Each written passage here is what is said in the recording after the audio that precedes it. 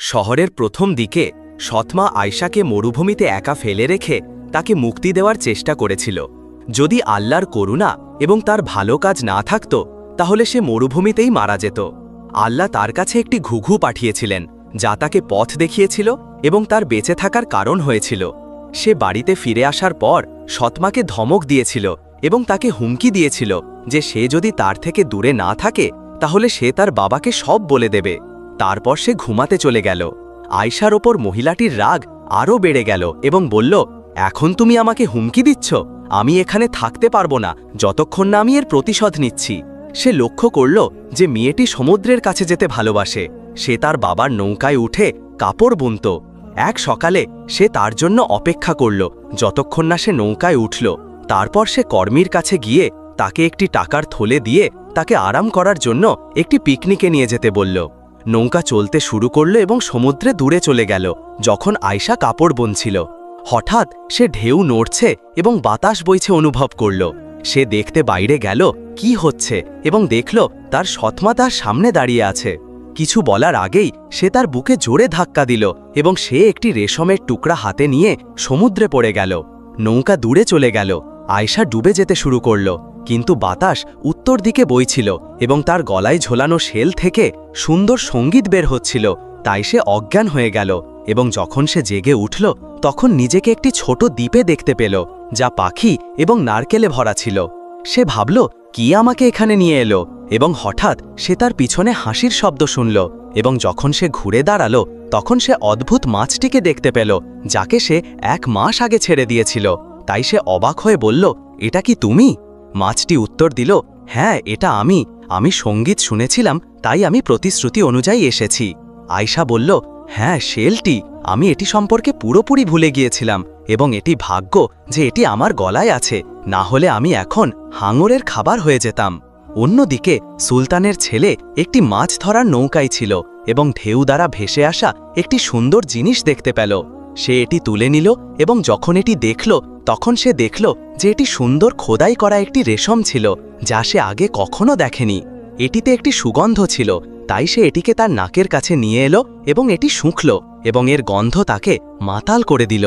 সে নিজেকে বলল, আমি এর মালিককে খুঁজব এবং তাকে বিয়ে করব, সে মানুষ, জিন বা এমনকি হুরি হলেও। মাছটি আয়শাকে বলল, আমি তোমাকে সমুদ্রের একজন নায়ক নিয়ে আসব এবং সে তোমাকে বাড়ি নিয়ে যাবে। তোমার বাবার স্ত্রীর থেকে সাবধান, কারণ সে তোমাকে আবার মুক্তি দিতে দ্বিধা করবে না। আয়শা উত্তর দিল, আমি কখনো কল্পনা করিনি যে সে এত নিষ্ঠুর হবে। আমাকে অবশ্যই আমার বাবাকে কি ঘটছে তা বলতে হবে। আমরা তাকে ছাড়া খুশি ছিলাম, এখন আমাদের টাকা আছে এবং সে তার চেয়ে আরও সুন্দর এবং কম বয়সী একটি মেয়েকে বিয়ে করতে পারে। কয়েক মিনিট পর একটি গোলাপি ঘোড়া এলো এবং মাছটি তাকে বলল, এটি আমার তোমাকে উপহার। এটি সমুদ্রের ছোট দ্বীপগুলির মধ্যে সাঁতার কাটবে এবং তুমি এটিতে চড়ে ঘোরাঘুরি করতে পারবে। তারপর সে গয়না ভরা একটি ছোট পার্স বের করে তাকে দিল। আয়শা এটি নিয়ে খুশি হল এবং তার পকেটে রাখল। সে মাছটিকে বিদায় জানালো এবং বাড়ি চলে গেল। তার বাবার স্ত্রী তাকে দেখল। সে রেগে গেল এবং বলল, আমি বুঝতে পারছি না সে কিভাবে বাড়ি ফিরে এসেছে। তারপর একটি লাঠি নিয়ে তাকে মারল এবং তার মেয়ে এসে তার চুল টানল, কিন্তু গরিব আয়শা তাদের থেকে পালিয়ে বনের দিকে দৌড় দিল। তারপর সে কাঁদতে শুরু করল এবং কোথায় যাবে তা জানত না। সন্ধ্যা নামতে শুরু করল। যখন বাবা সন্ধ্যায় ফিরে এলেন তার স্ত্রী তাকে বলল যে আয়শার উপর জিন ভর করেছে এবং সে তার বোনকে মেরে এবং প্রায় তাকে মেরে ফেলেছিল। শিকারী তার দিকে তাকিয়েছিল এবং তার শরীরে অনেক কামড় এবং দংশন দেখে অবাক হয়েছিল। তাই সে চিৎকার করে বলল, সে কিভাবে তা করতে পারে? হায় হায়, তার জন্য যদি সে তাকে খুঁজে পায়, সে এখন কোথায়? সে উত্তর দিল, সে তার জিন বন্ধুদের সাথে বনের দিকে পালিয়ে গেছে। শোন, আমি চাই না সে এখানে ফিরে আসুক, তুমি কি বুঝতে পারছ? শিকারীর নীরবতা। তারপর সে বলল, এখন আমি রাতের খাবার খেতে এবং ঘুমাতে চাই এবং সকালে আমি তাকে খুঁজতে যাব এবং তাকে একজন শেখের কাছে নিয়ে যেতে বলবো। যাতে সে তাকে কোরআন পড়ে শোনায়। আয়শা অন্ধকারে হারিয়ে গিয়েছিল এবং ঠান্ডা ও ভয় পেতে শুরু করেছিল। হঠাৎ সে একটি ক্ষীণ আলো দেখতে পেল, তাই সে সেদিকে গেল। এটি একটি ছোট কুঁড়ে ঘর থেকে এমানেট করছিল। যখন সে দরজায় কড়া নাড়ল তখন একটি মহিলা বাইরে এলো। কুৎসি চেহারার মহিলাটি তাকে ভয় পেয়েছিল এবং পালিয়ে যেতে চেয়েছিল। কিন্তু সুস্বাদু খাবারের গন্ধ তার নাকে পৌঁছালো এবং সে ক্ষুধার্ত অনুভব করল। তাই সে নিজেকে নিয়ন্ত্রণ করে বলল, আমি বনে হারিয়ে গেছি এবং আমি তোমার সাথে রাত কাটাতে চাই। সেই মহিলাটি একজন ঘুল, এক ধরনের দৈত্য ছিল। তাই সে নিজেকে বলল, আগামীকাল আমি তোমাকে শুকনো মাংসে পরিণত করব, কারণ আমার শীতকালে বেঁচে থাকার মতো কিছু নেই। আয়শা ভিতরে গেল এবং পেট ভরে খেল, তারপর সকাল পর্যন্ত ঘুমাল। যখন সে জেগে উঠল তখন তার পা বাঁধা দেখতে পেল এবং মহিলাটি একটি বিশাল ছুরি ধরে গান গাইছিল। আয়শা বুঝতে পারল যে মহিলাটি একজন ঘুল এবং তাকে খেতে চায়। তাই সে কিছুক্ষণ ভাবল এবং তারপর তাকে বলল, যেমন তুমি দেখতে পাচ্ছ, আমি একজন তরুণী মেয়ে যে ক্ষুধার্ত এবং আমি তোমার খাবারের জন্য উপযুক্ত নই। কিন্তু আমি তোমাকে একটি পার্স দেব যার মধ্যে গয়না আছে, যা দিয়ে তুমি একদল ষাঁড় এবং ভেড়া কিনতে পারো, এবং আমি তোমাকে খাবার প্রস্তুত করতে সাহায্য করব। যখন মহিলাটি তা শুনল তখন সে তার ছুরি দোলালো এবং বলল, পার্সটি ফেলে দাও এবং আমাকে প্রতারিত করার চেষ্টা করো না, না হলে আমি তোমার হাড় গুঁড়ো করব। আয়শা পার্সটি বের করে তাকে ছুঁড়ে দিল। যখন সে এটি খুলল তখন তার চোখে আনন্দ দেখা দিল এবং সে বলল, তুমি এত টাকা কোথা থেকে পেয়েছ? তুমি চালাক। সে উত্তর দিল, প্রথমে আমাকে খুলে দাও এবং আমি সব কিছুর স্বাদ নেব। আয়শা মাছের রহস্যটি তার কাছে প্রকাশ করতে চায়নি এবং তাকে বলল যে সে সোনার সুতো এবং রঙিন ডাল দিয়ে রেশম বুনন করে এবং বাজারে নোটাবলসের কাছে বিক্রি করে। সে যে সজ্জাগুলি তৈরি করে তা খুব সুন্দর এবং জিনদের মধ্যে ছাড়া এর কোনো সমান নেই। ঘুল বলল, এটি চমৎকার, চলো কিছু খাবার কিনি। মেয়েটি তার সাথে বাজারে গেল। ঘুল একটি মূল্যবান বাছুর এবং প্রচুর পরিমাণে মুরগি কিনল এবং খাবার বাড়িতে ফিরে এলো এবং জবাই করল এবং টুকরো টুকরো করে কাটল এবং মাংসের একটি বড় অংশ শীতকালের জন্য শুকিয়ে নিল। তারপর ঘুল খাবার প্রস্তুত করল এবং তারা একসাথে খেতে বসল। ঘুল আয়শার সাথে কথা বলল এবং বলল, আমাকে তোমার গল্প বলো, আমি গল্প শুনতে ভালোবাসি। আয়শা ঘুলকে তার পুরো গল্প বলল এবং তার সৎমা তার সাথে কি করেছে এবং কিভাবে সে তাকে কয়েকবার মারার চেষ্টা করেছে এবং সমুদ্রে ফেলে দিয়েছে। ঘুল দুঃখিত এবং রাগান্বিত অনুভব করল এবং আয়শাকে বলল, তুমি কি জানো যে আমার তোমার বয়সী একটি মেয়ে ছিল এবং সে একটি রোগে মারা গিয়েছিল এবং আমি সেই দিন থেকে একা ছিলাম। এখন তুমি আমার মেয়ের মতো এবং আমি তোমার জন্য একটি বড় প্রতিশোধ নেব। তারা খাওয়া শেষ করার পর ঘুল মেয়েটিকে নিল এবং তার মাথা তার কোলে রাখল। আয়শা ঘুলের ভালোবাসা এবং কোমলতা অনুভব করল এবং তার কোলে আরামদায়ক এবং খুশি হয়ে ঘুমিয়ে পড়ল। সকালে আয়শা ঘুম থেকে উঠল এবং তার জন্য প্রাতরাশ প্রস্তুত দেখতে পেল, রুটি এবং দুধ। আয়শা খুশি হয়ে বসল এবং খেল। সে খাওয়া শেষ করার পর ঘুল বাইরে থেকে ফিরে এলো এবং আয়শাকে বলল, আমি তোমার জন্য এমন কিছু এনেছি যা তোমাকে খুশি করবে। সে তাকে একটি ঝুড়ি দিল যার মধ্যে রেশম কাপড়, একটি সূচিকর্মের সূচ এবং সোনা ও রূপার সুতো ছিল। আয়শা যা দেখল তাতে অবাক হলো এবং খুশি হলো। সে ঘুলকে খুশি হয়ে আলিঙ্গন করে বলল, আমি তোমার সাথে থাকব এবং তোমাকে ছেড়ে যাব না। এখানে জীবন আমার বাবার দুষ্টু স্ত্রীর সাথে জীবনের চেয়ে অনেক ভালো।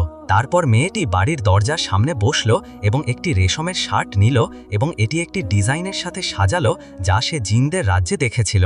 সন্ধ্যায় সে ঘুলকে ডাকল এবং তাকে শার্টটি দেখালো যে সে সূচিকর্ম করেছিল। সে অবাক হলো এবং বলল, আমি আমার জীবনে এর চেয়ে সুন্দর কিছু দেখিনি। আমরা তোমার কাজ বিক্রি করে অনেক উপার্জন করব এবং আমরা বাড়ির কাছে একটি ছোট খামার স্থাপন করব। ঘুল ছিল প্রতি সপ্তাহে মেয়েটি যা সূচিকর্ম করত তা সংগ্রহ করত এবং বাজারে বিক্রি করতে যেত। শীঘ্রই ব্যবসায়ীরা তার পণ্যের ওপর প্রতিযোগিতা করতে শুরু করল এবং সর্বোচ্চ দামে এটি কিনল। একদিন সুলতানের ছেলে বাজারের চারপাশে ঘোরাঘুরি করছিল এবং তার হাতে কাজটি দেখল। তার সমুদ্রের টুকরাটি পড়ল। সে ঘুলের কাছে গেল, তাকে সালাম দিল এবং তাকে জিজ্ঞাসা করল, আপনার মেয়ে কি এই সুন্দর জিনিসগুলি তৈরি করেছে?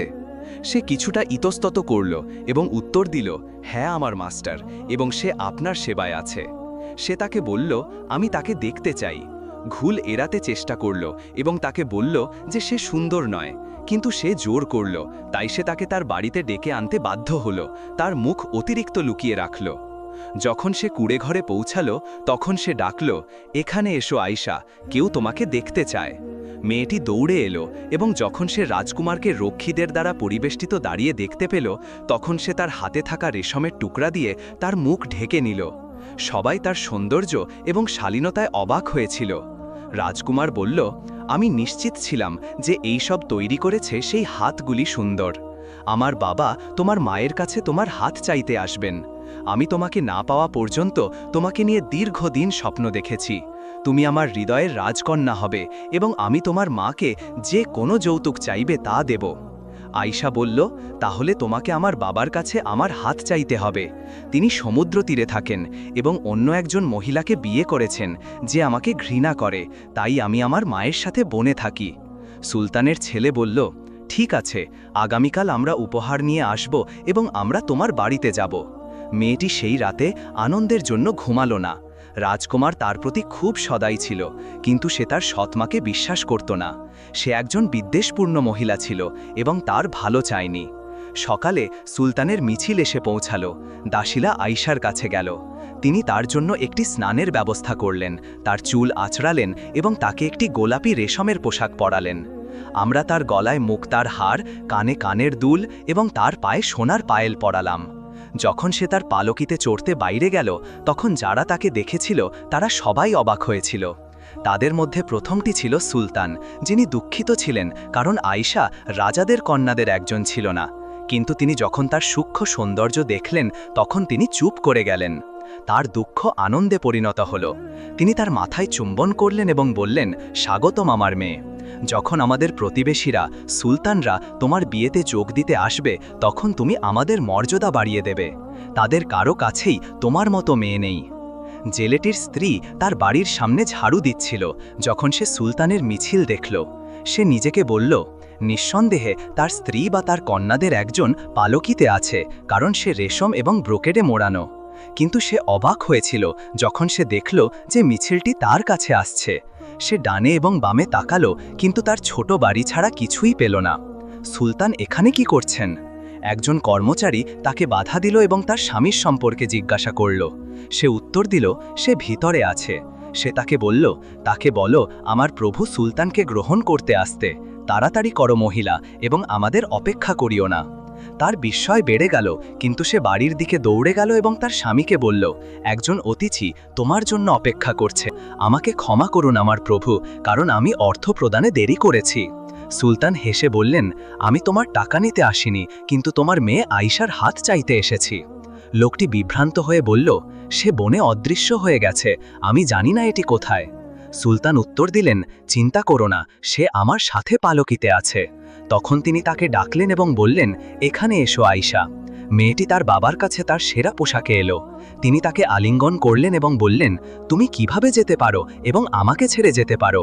সে উত্তর দিল, আমি তোমাকে পরে সব কিছু বলবো, কিন্তু প্রথমে আমাদের অতিথিদের বাড়িতে নিয়ে আসি এবং তাদের কিছু খাবার এবং পানীয় দিই। সুলতান, রাজকুমার এবং ঘুল প্রবেশ করল এবং বসল।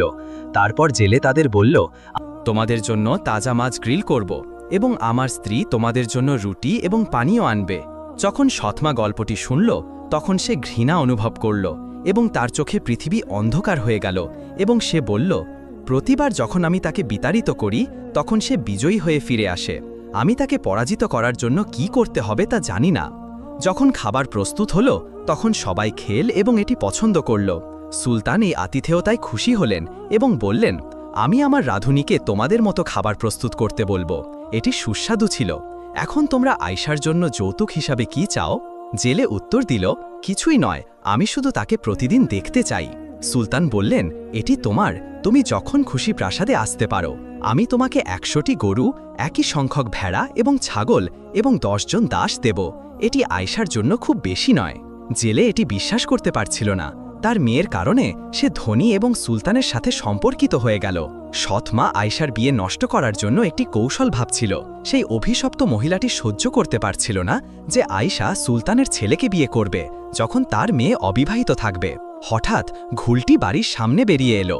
সে ভাবল যে সে একা আছে, তাই সে তার মাথা থেকে কভারটি তুলল এবং বলল, আজ কত গরম। জেলে স্ত্রী তাকে দেখল এবং যখন তাকে দেখল তখন খুশি হল। সে নিজেকে বলল, এখন আমি জানি কিভাবে এই বিয়েটি নষ্ট করতে হয়। সন্ধ্যায় সৎমা তার মেয়েকে নিল এবং দূর থেকে আয়শাকে দেখল, যতক্ষণ না তারা ঘুলের বাড়িটি চিনল। তারা অপেক্ষা করল যতক্ষণ না সে আয়শার সাথে বাজারে গেল। তারপর মহিলাটি প্রবেশ করল এবং তার মেয়েকে ঘুলের বাড়িতে বেঁধে রাখল। তারপরে সে সুলতানের প্রাসাদে ছুটে গেল এবং রাজকুমারকে বলল, আমি আপনাকে জেলের মেয়ের থেকে দূরে থাকার পরামর্শ দিচ্ছি, কারণ সে একজন ডাইনি এবং তার মা একজন ঘুল, এবং তারা শিশুদের অপহরণ করে এবং তাদের খায়। রাজকুমার তাকে বিশ্বাস করল না এবং তাকে বলল, হায় হায় তোমার, যদি তুমি মিথ্যা বলছো তাহলে আমি তোমার গলা কেটে ফেলব। সে তাকে বলল, আমার সাথে এসো এবং তুমি নিজের জন্য দেখবে। রাজকুমার তার রক্ষীদের সাথে হাঁটছিল এবং যখন তারা ঘুলের বাড়িতে পৌঁছালো তখন তারা একটি মেয়েকে বাড়ির ভিতরে বাঁধা দেখতে পেল এবং তার পাশে বড় ছুরি ছিল। যখন তারা বেডরুমে প্রবেশ করল তখন সে অনুশোচনায় অভিভূত হল এবং তার অশ্রু প্রবাহিত হল। যখন সে এই অবস্থায় ছিল তখন সে তার পাশে উষ্ণ কিছু অনুভব করল। এটি তার বন্ধু বিড়ালটি। বিড়ালটি তাকে বলল, আমি তোমার কান্না শুনেছিলাম, তাই আমি তোমার কাছে এসেছি। আমাকে বলো কি ঘটেছে এবং কি তোমাকে দুঃখ দিয়েছে। সে তাকে তার বাবার স্ত্রী সম্পর্কে বলল এবং কিভাবে সে তার জীবনকে দুঃখজনক করে তুলেছে এবং তার বিয়ে নষ্ট করে দিয়েছে। বিড়ালটি তার মাথা নাড়ল এবং উত্তর দিল, মনে হয় সেই অভিশপ্ত মহিলাটি শেষবারের মতো শিক্ষাটি বুঝতে পারেনি। রাজকুমারের জন্য তাকে আমার কাছে ছেড়ে দাও, সে তোমার কাছে আসবে এবং তোমার সন্তুষ্টি চাইবে। এবং এখন ঘুমাতে যাও, কারণ সকাল দরজায়। পরের দিন বিড়ালটি ঘুলকে পিস্তাচিও এবং সুগন্ধযুক্ত গোলাপ জল দিয়ে তুর্কি ডিলাইটসের একটি থালা তৈরি করতে বলল। তারপর সে একটি ভেষজ নিল এবং পাত্রে ছুঁড়ে দিল এবং বলল, জাদু শুধুমাত্র রাজকুমারের ওপর প্রভাব ফেলবে। যখন থালাটি আনা হলো তখন আয়শা ছদ্মবেশ ধারণ করল এবং প্রাসাদে গেল। যখন প্রহরীরা তাকে জিজ্ঞাসা করল কেন সে এসেছে, তখন সে তাদের বলল যে সে জেলের স্ত্রী এবং যেহেতু রাজকুমার তুর্কি ডিলাইটস পছন্দ করে তাই সে তাকে একটি উপহার এনেছে। যখন রাজকুমার থালাটি দেখল তখন সে স্বাভাবিকের মতো এটি থেকে খেতে চাইল। রাঁধুনিটি এলো এবং একটি টুকরা খেল, তারপর বলল, ঈশ্বরের কসম, আমি আমার জীবনে এর চেয়ে সুস্বাদু কিছু খাইনি। তারপর রাজকুমার পেট ভরে খেল। সন্ধ্যায় তার কান খরগোশের মতো বেড়ে গেল, তাই সে তার ঘরে অদৃশ্য হয়ে গেল এবং বাইরে এলো না। সে জেলের স্ত্রী এবং তার মেয়েকে আনতে আদেশ দিল এবং দাসরা তাদের মারাত্মকভাবে মারধর করল এবং তাদের একটি অন্ধকার কারাগারে ছুড়ে দিল, যা শাস্তি হিসাবে বিটলসে ভরা ছিল। এক রাতে বিড়ালটি একটি সুন্দর মেয়ের রূপ নিল এবং রাজকুমারের প্রাসাদে গেল যখন সে ঘুমিয়েছিল। যখন রাজকুমার তার চোখ খুলল তখন সে তাকে তার সামনে দেখতে পেল।